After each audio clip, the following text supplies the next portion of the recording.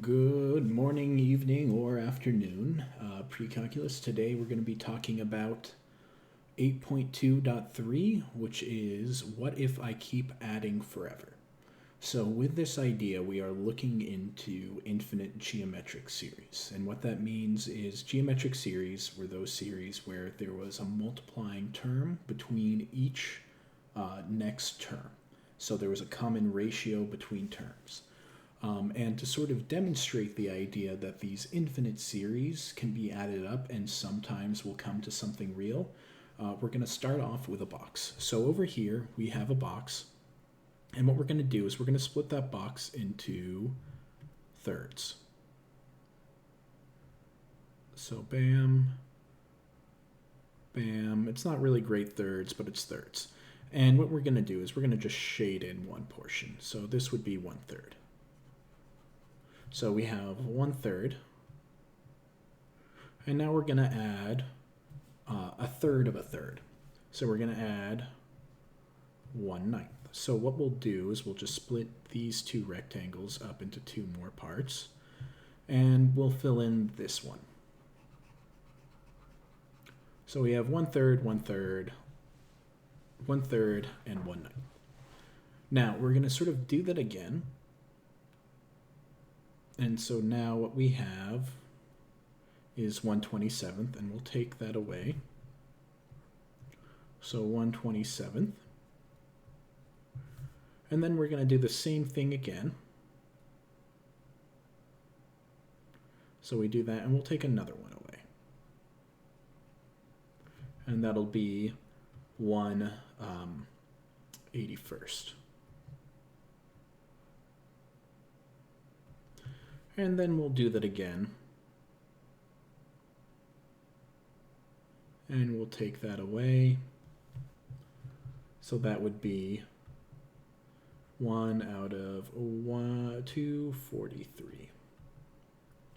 Now, if we take a moment, I just realized I have not been showing you all that right. 1 second, let me fix that.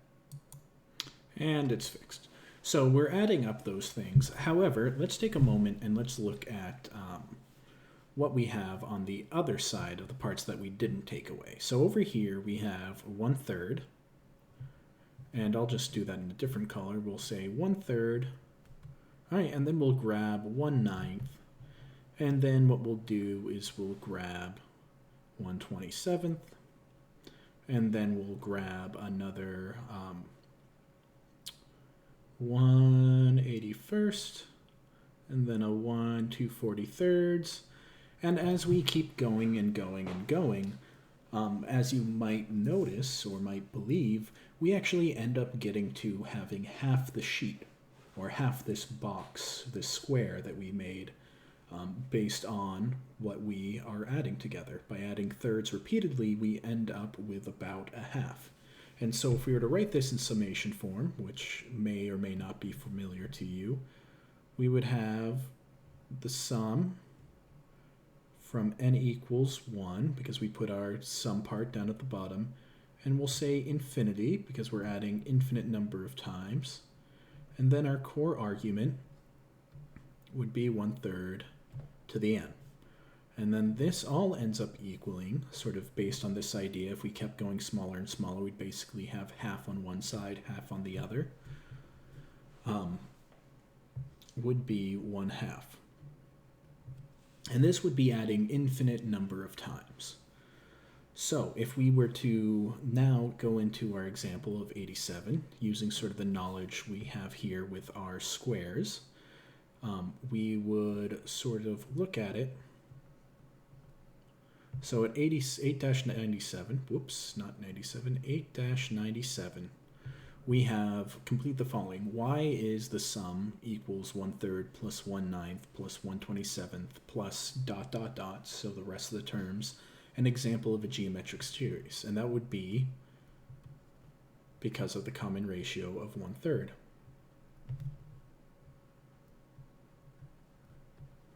Of 1/3 common ratio.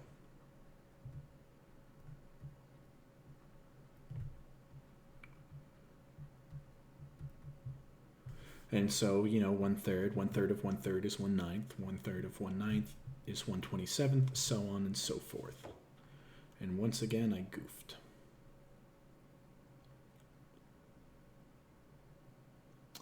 All right, so, and if we were to sort of use the idea of we're dealing with a series, a geometric series, remember the form of a sequence being a sub n equals r to the n, where r is our common ratio. So in this case, we would have a sub n equals parentheses 1/3 to the n. Now, our first term is 1/3, so we're good there. If we were to have a 0th term, if we were to plug in 0, we would actually have 1, because the full length of this, a sub 0 times r to the n, a sub n is 1/3 to the n. If we plug in 0 for n, we get 1. So our a sub n, as we have here, is just 1/3 to the n. Sometimes it's easy to forget our 0th term, and I keep forgetting where my book is. Let me just shrink it down smaller. And scoot it over.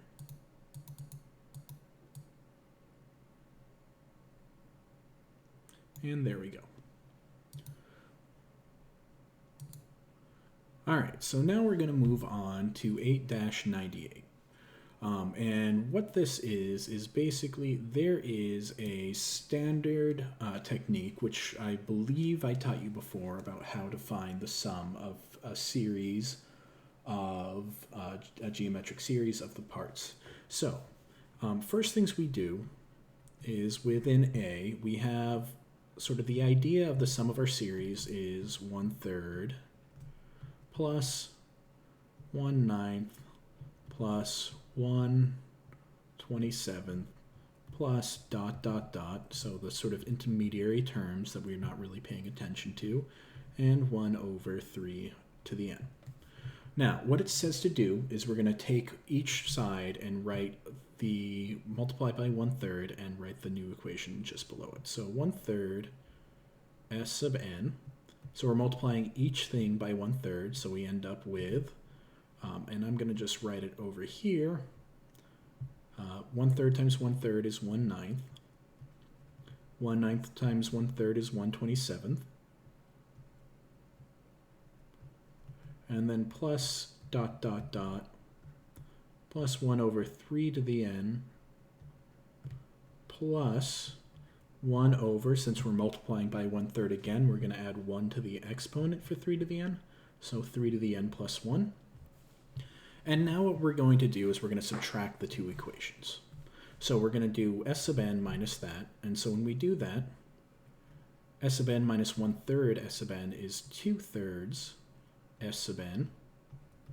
1/3 minus, we'll just say nothing right there. These two cancel out. So these two cancel out, these two cancel out, bam, bam, bam, bam, and then this is just a negative. So when we sort of combine them all, we have 2/3 s sub n equals 1/3 minus 1/3 to the n plus 1.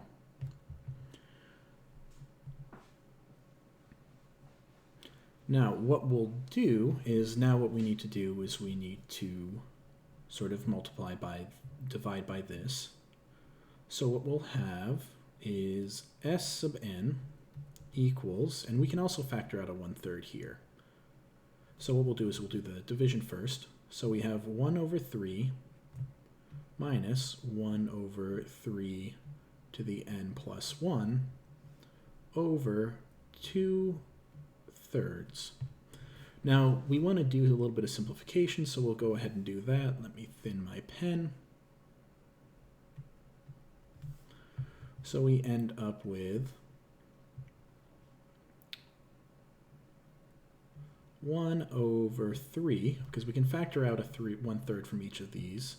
So we end up with 1 minus 1 over 3 to the n over 2 over 3. So we can do that. What we could do is we can simplify further by just multiplying by the reciprocal. So we'll multiply this by 3 over 2, and then this by 3 over 2. So this ends up becoming 1. So it ends up equaling, and then 1/3. So we end up with 3 over 6 times 1 minus 1 over 3 to the n. And so with that, let me go ahead and scroll down a little more. We can simplify a little bit further. So we have s sub n equals 1/2 times 1 minus 1 over 3 to the n. Because 3/6 simplifies down to 1/2. Now from here, we can plug in any n and we'd have a value, which I'll let you do d on your own. So we're basically up to c now. Now what we're going to do is we're going to go on to e, and we're going to look at this and sort of take the limit as n approaches infinity of s sub n, which ends up being the limit of n approaches infinity of 1/2 times 1 minus 1 over 3 to the n. Now looking at this, we can be like, well, this seems like it might be kind of complicated. But since limits are linear operators and we sort of had some experience solving this, we can actually sort of apply the things and split it up.